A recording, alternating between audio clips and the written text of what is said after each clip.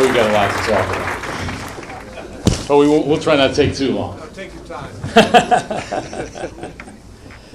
This is football royalty No. I'm sitting next to. And in interest of full disclosure, and Bobby Joe Edmonds mentioned it about the Hall of Fame, and I'm on that selection committee. And every year, and I said this to him when we talked the other day, and I said, I'm not saying this just because I'm talking to you. I write his name in every year when it comes down to voting to get to that 15, and yet he's only made that 15 once. And I don't understand it. We'll get to that in a little bit, but I'm working it. I'm going to continue to work it, man. I got you covered here. I got you. This may help. All right. I got to give that to the other one. Yeah, exactly. The 47 other people who are voting.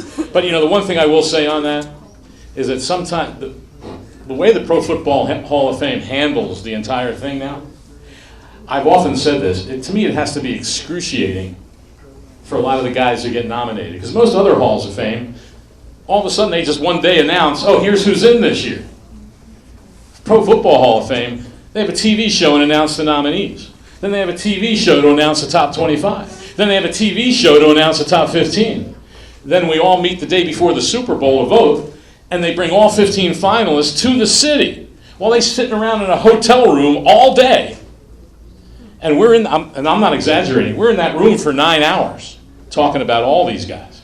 And I'm always thinking, man, they're sitting in the hotel room wondering, am I going to get that knock on the door from the president of the Hall of Fame, or is this going to be another year where that knock doesn't come? And well, hang on. One thing about that knock, though, you get the knock whether you make it or not.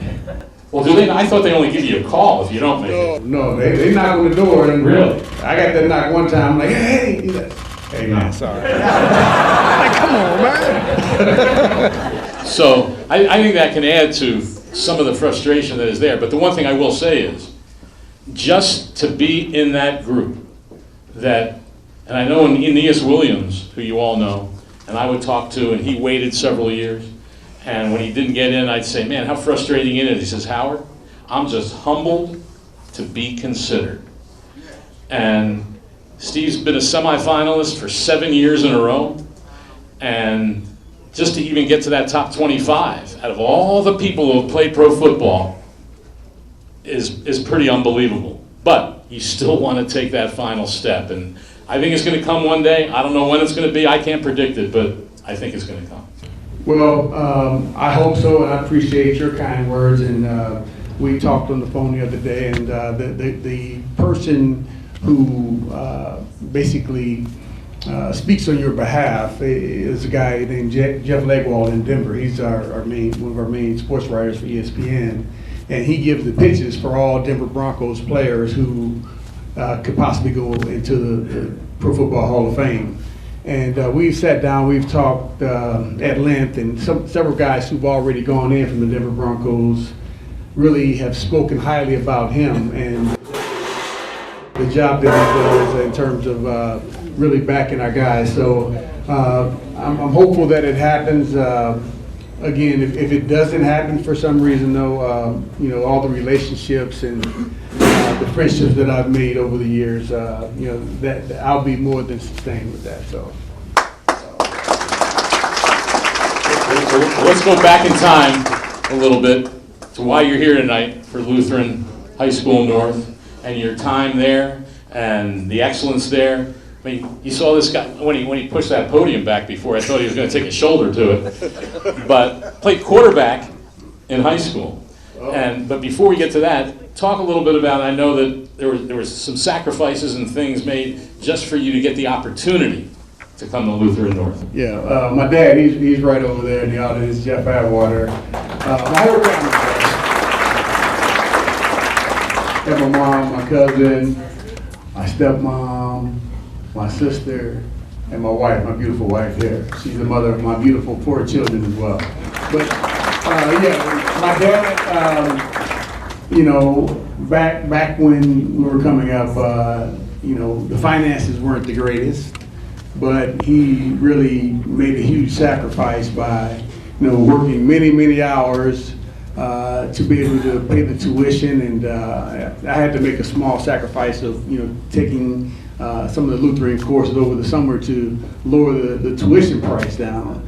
But I'll always just remember the sacrifices that he made to allow me to go to I believe the best school in the world, which was Lutheran North. So thank you.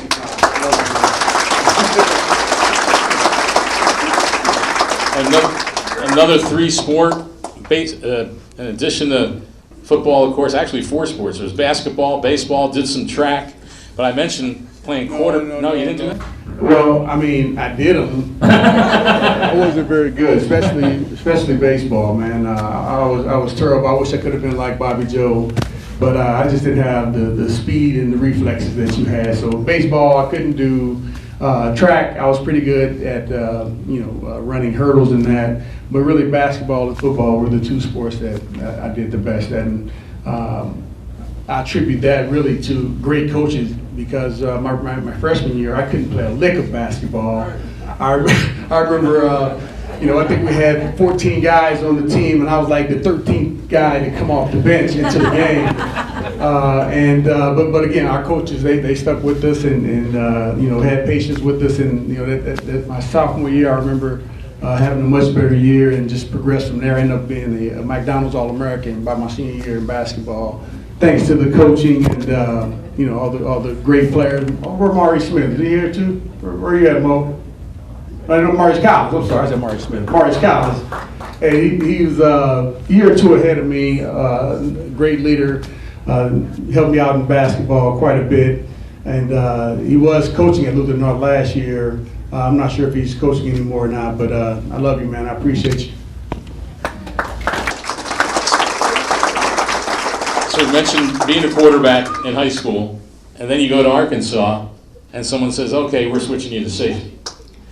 Talk about that a little bit, and that whole position switch, and what did you think was going to happen when you decided to go to Arkansas? Did you know that this might occur? Well, actually, I thought I was a pretty good quarterback, but I think the Arkansas coach saw that I threw a few interceptions, and he figured I was a better tackler after my interceptions than I was a passer.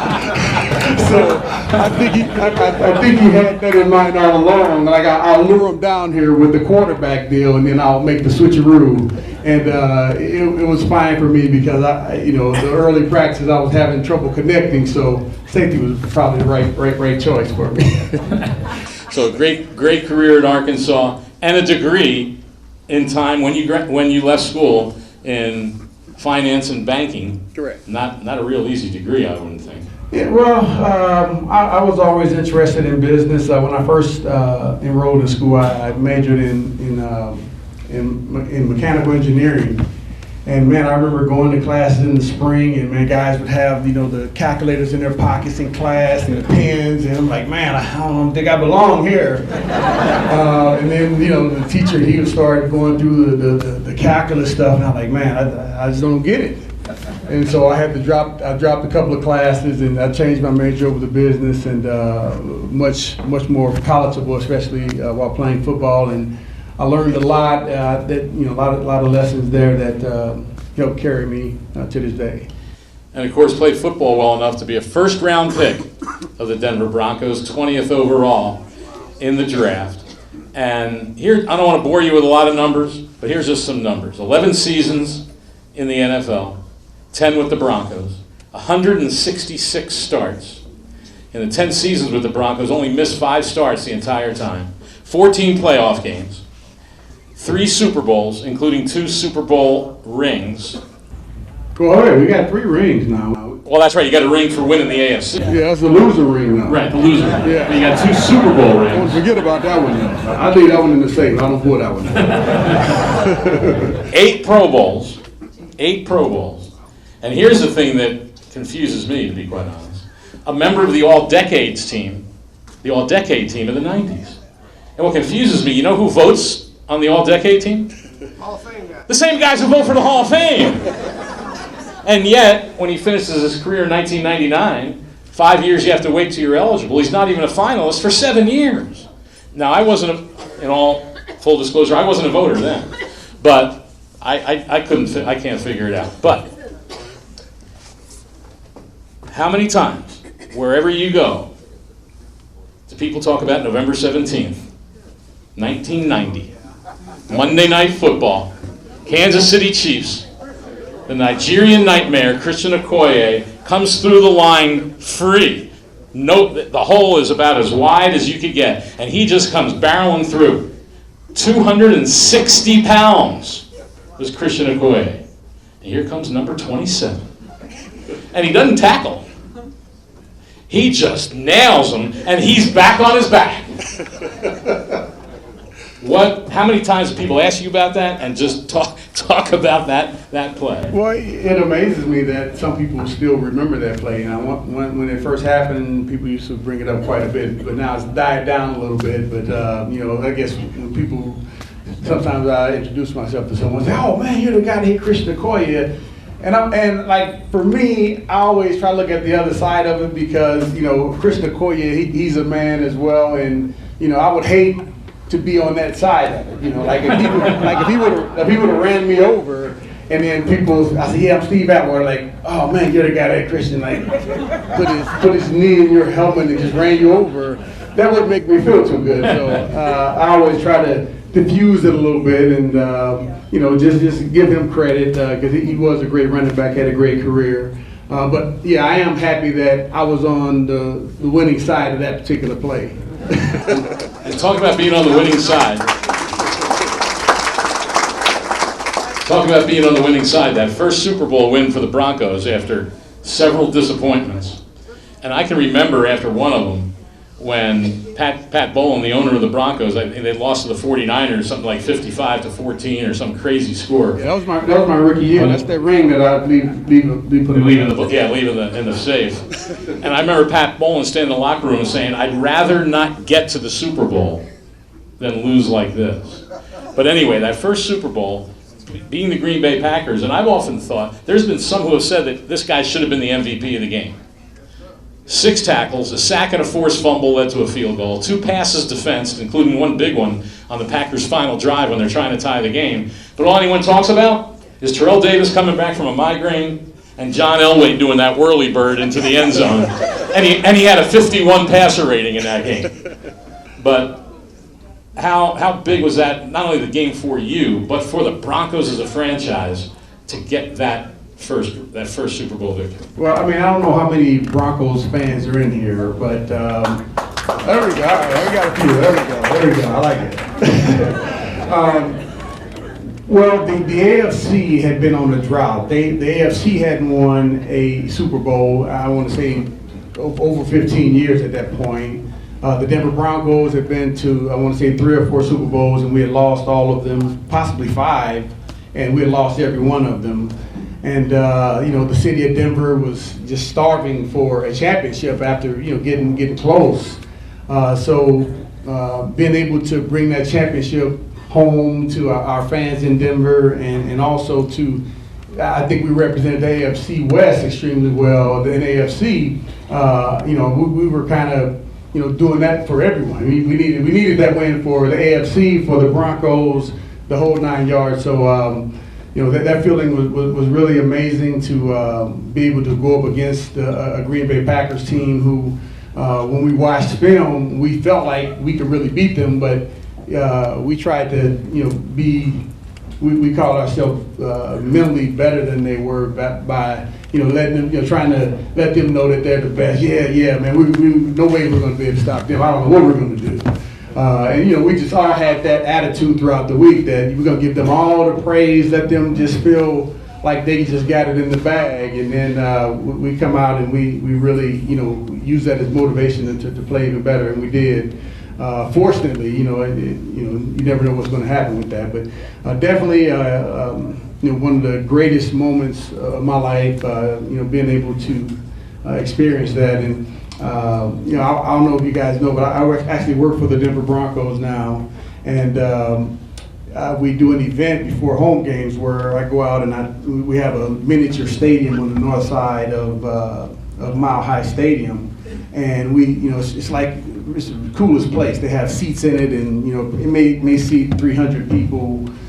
We have season ticket holders who we have in there, and I go in and talk to them kind of about what I think is going to happen in the game, and then we'll have a little question and answer. I don't mean to hijack this deal here. But people would ask me what's my favorite moment in the NFL, and my favorite moment in the NFL was after I had a big hit at the end of the Super Bowl 32 against the Green Bay Packers, where I had a collision with my guy. I hit my guy. Hit Two guys got hurt. Yeah, all three went off. All three of us we had to come off the field. And so I'm sitting on the sidelines, and you know, I'm on one knee watching the last play of the game, and like because I just I had a big hit and I wasn't thinking clearly, I didn't realize that hey, you know, if it was third down when I had the collision, we had the collision, and then we came off the field. You know, it was 3-4 minutes passed, and then I'm on the sidelines not knowing what's really going on, and then. Brett Favre drops back, we get pressure on him, he throws a pass, our linebacker knocks the pass down, and then I look up at the clock, and I say, wait a minute, that's 4th down. They don't have enough time. We win. And like, I get chill bumps now, when I go back through that, it was just the most exciting thing to just realize, like, man, we're the world champs. We won the Super Bowl. And for the first time, that was the greatest moment for me. And I wish that all players that play in the NFL could experience that at least one time. It's really amazing, and definitely a blessing. This has to be. This is the last thing. Quick answer. All the accomplishments. It's still the biggest accomplishment being the king of the homecoming dance. Oh, that's right. Where was my date over there? Shauna, there we go. Shauna, she was the homecoming queen, and I was the homecoming king. Way to go, Shauna. Yes. Big round of applause. Welcome to the St. Louis Sports Hall of Fame, and hopefully, we'll see you all in Canton one of these years in the Pro Football Hall of Fame. Steve Atwater. Thank you to all my coaches, in particular Mike Russell, Carl Holsham, Mr. Chrysler. Man, you guys had such an impact on us all. We appreciate just your unwavering love and leadership. We couldn't have made it without you all. Also, Kirk Miller. I almost forgot about Kirk, man, my basketball coach. I told him about a time when we were practicing one day. I'm sorry. And we were practicing one day, and the whistle, he blows the whistle, and I go down to the other end of the field other end of the court after he blows the whistle, and I try to dunk, and I miss the dunk. And he said, "Get out of here." And he sent me home. I'm like, "Coach, what? What's up?" But I learned my lesson. I didn't do that anymore. But I appreciate you, Mr. Mueller, and all you coaches and all the staff there. You guys did a wonderful job of preparing me for the world. And God bless you all. Keep up the great work.